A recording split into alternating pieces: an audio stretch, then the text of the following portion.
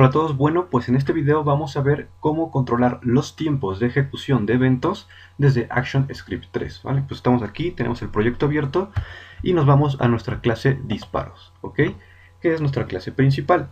Lo primero que vamos a hacer es importar las clases que nos ayudarán a controlar los tiempos. Entonces, el primer import será flash.events punto timer event. Ahí está. Bueno, esta clase timer event es la que nos ayudará a controlar los eventos de cada objeto, ¿no? Cuándo vamos a querer que se anime, que se ejecute la animación de un símbolo, ¿ok? Vamos a incluir otro import, es igual flash.utils, ¿ok? Punto timer.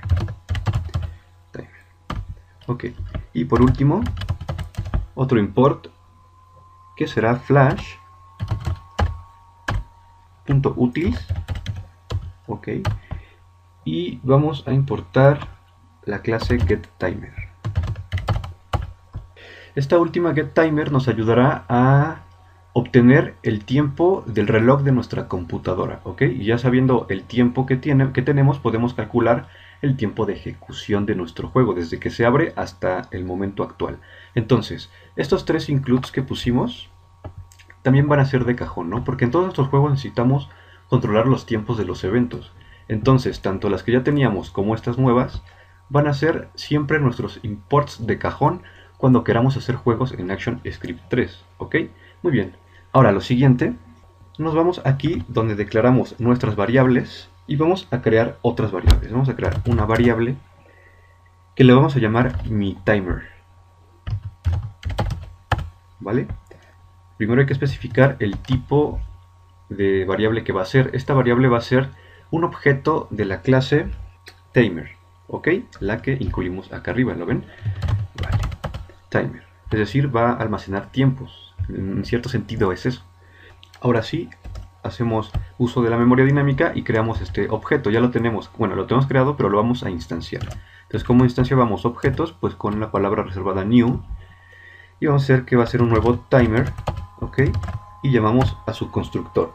El constructor tiene un parámetro, ese parámetro se interpreta como tiempo. Entonces, pero es tiempo medido en milisegundos. Entonces, por ejemplo, si yo pongo aquí 1000, lo que estoy diciendo es que estoy pasando como parámetro un segundo, ¿vale? Este segundo, digamos que esta función, miTimer, va a ejecutar una función que todavía no definimos cada segundo en lo que dura el juego, ¿ok? Entonces cada segundo se va a estar ejecutando algo que vamos a controlar con esta variable miTimer. Si pusiéramos 2000, entonces la función que va a controlar miTimer se ejecutaría cada 2 segundos, ¿no? Vamos a dejarlo en un segundo. Después vamos a crear otra variable y la vamos a llamar último vaquero. Y esta va a ser de tipo entero. Vamos a almacenar un entero en esta variable. Ahorita vamos a ver bien cómo vamos a usar estas variables y vamos a crear otra que le vamos a llamar próximo vaquero. Prox vaquero. Y también va a ser una variable de tipo entero.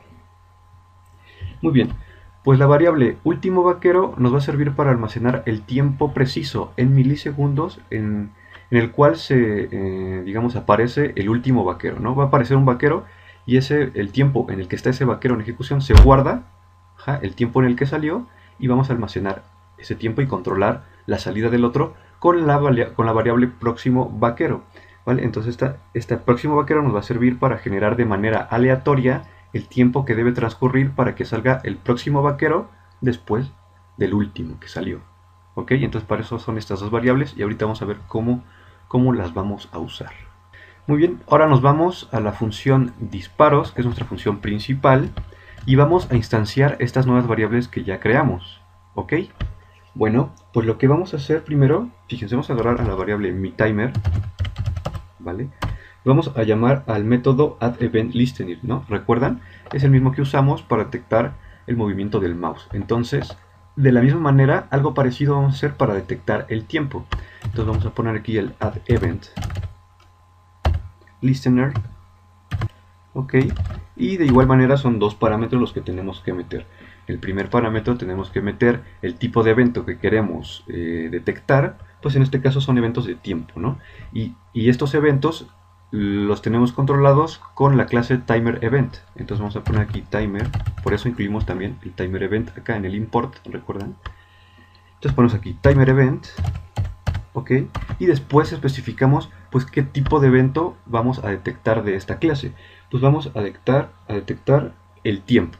Entonces vamos a poner aquí con mayúsculas timer, ok, muy bien, ponemos coma, y el segundo parámetro, recuerdan, es una función que va a ejecutar algo cuando se detecte el tiempo, ¿no? Entonces vamos a poner que esta variable se va a llamar onVaquero, o sea, como enciende el vaquero, haz que haga algo el vaquero, ¿no? Y bueno, entonces ya tenemos esto. Ahora hay que definir la función onVaquero, ¿sí o no? Así como definimos la función onSigueCursor en esta parte, de la misma manera vamos a hacer onVaquero. Entonces nos salimos de la función de la clase principal disparos y vamos a definir nuestra nueva función onVaquero. Pues igual va a ser una función privada, private function, ok, se llama onVaquero, ok, no tiene ningún tipo de retorno, entonces va a ser de tipo void. Y recuerdan, esto tiene que tener un parámetro. El parámetro es un objeto de la clase de la cual se están detectando los eventos, ¿sí o no? Entonces digamos que el objeto lo vamos a llamar E, se puede llamar como ustedes quieran. Luego especificamos que es un objeto de la clase timerEvent y listo. Entonces ya aquí adentro podemos hacer lo que queramos para detectar los tiempos. Muy bien, ahora sí, pongan mucha atención. Bueno, pero antes de definir esta función nos estaría haciendo falta algo, fíjense. Aquí abajito del addEventListener con el que estamos detectando los tiempos, abajo, vamos a poner otras dos sentencias. Una va a ser, fíjense, vamos a poner que mi timer, y vamos a llamar a su método start. ¿Qué estamos haciendo con este método de la clase del objeto miTimer? Lo que estamos haciendo es como inicializar el cronómetro de esta variable tiempo. O sea, cuando se ejecuta el juego, inmediatamente también se va a ejecutar esta sentencia y va a empezar a contar el tiempo, ¿no? Entonces a la variable miTimer vamos a tener como ese pequeño cronómetro que nos va a ayudar a controlar los tiempos y saber los tiempos, ¿no? Después vamos a poner otra sentencia. Vamos a hacer que último vaquero sea igual a getTimer. Ok, recuerden que también importamos el getTimer. Bueno, pues esta función nos sirve para obtener el tiempo actual. Entonces, cuando se ejecuta el juego, la variable último vaquero va a tomar el valor de la hora que tiene nuestra computadora a la hora de ser ejecutado. Entonces, en esta variable, cuando se inicia el juego, tenemos guardada la hora de inicio, la hora de la computadora. ¿Ok? Muy bien, pues ya lo tenemos. Y ahora sí, vámonos a definir bien la función onVaquero.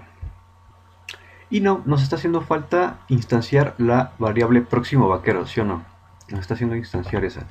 Y habíamos dicho que la variable próximo vaquero sería un número al azar en milisegundos, ¿ok?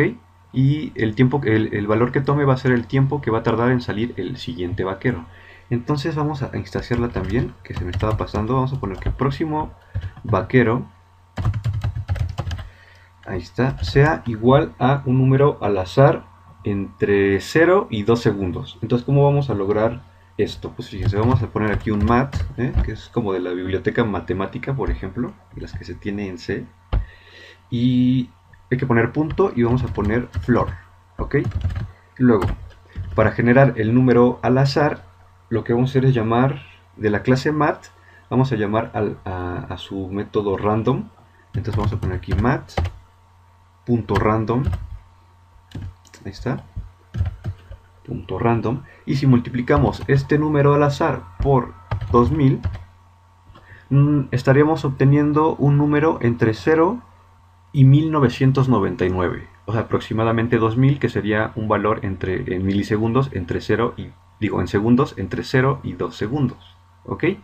Bueno, entonces ya tenemos, ahora sí, ya instanciadas todas las variables nuevas y ahora sí, a crear la función onVaquero. Muy bien, pues dentro vamos a crear una variable que le vamos a llamar tiempo transcurrido. Con esta variable justamente vamos a calcular el tiempo que ha transcurrido de la ejecución del juego. Vamos a poner aquí tiempo transcurrido. Vamos a poner tiempo trans para que no sea tan larga la palabra. Tiempo trans. Y va a ser de tipo entero. Ok. Y fíjense, la vamos a hacer igual al tiempo actual de nuestro ordenador, que lo hacemos con un getTimer. Ok. Menos el valor que tiene guardado último vaquero. Entonces cuando inicia el juego, último vaquero tiene la hora de inicio de juego, ¿no? Cuando hicimos el getTimer. Luego cuando se llegue a ejecutar la función onVaquero, que digamos que ya pasaron unos cuantos milisegundos, entonces el tiempo transcurrido que estamos calculando aquí sería el tiempo que ha transcurrido en total del juego, ¿sí o no? Es decir, la hora de nuestra computadora actual menos la que medimos al inicio del juego nos da el tiempo en milisegundos de lo que ha durado la ejecución del juego, ¿sí o no? Entonces ya tenemos guardado esto en la variable tiempo transcurrido. Y ahora vamos a poner una condición if. Ok, vamos a abrir su cuerpo. Y aquí vamos a decir que si pasa tal cosa, lo cual será que tiempo transcurrido, tiempo trans, sea mayor a próximo vaquero, ¿sí o no? Entonces vamos a ejecutar, vamos a mandar a imprimir en pantalla alguna frase. ¿Ok? Pero bueno, vamos a analizar qué está pasando aquí en esta condición. Es decir, si tiempo transcurrido es mayor al próximo vaquero, se ejecutará algo. Pero esto en sí, ¿qué quiere decir? Pues bueno, ¿qué estamos guardando en próximo vaquero? Pues en próximo vaquero estamos guardando un número al azar entre 0 y 2 segundos.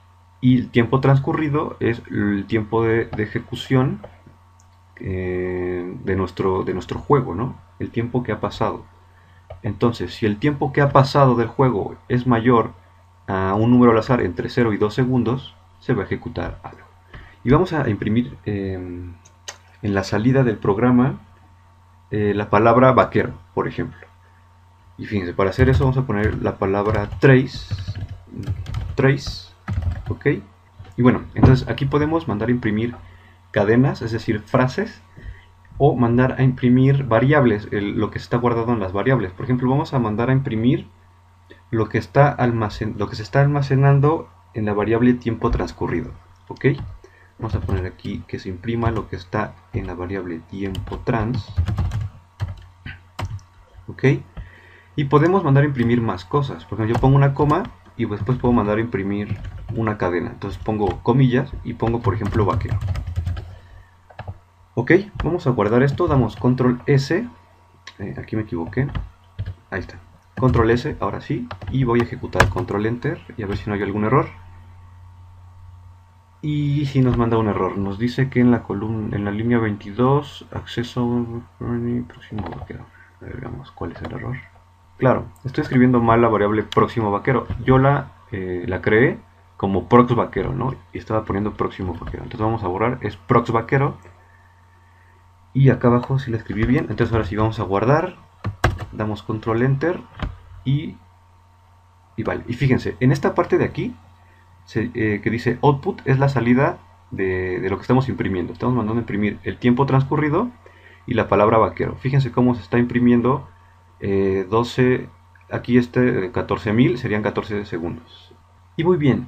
Estamos viendo que lo que se imprime en la salida es el valor de cada segundo. 1 segundo, 2 segundos, 3 segundos, ¿no? O sea, cada segundo se está imprimiendo el valor de la variable tiempo transcurrido, ¿no? ¿Y por qué se imprime cada segundo, ¿no? ¿Por qué toma el valor de cada segundo y se imprime?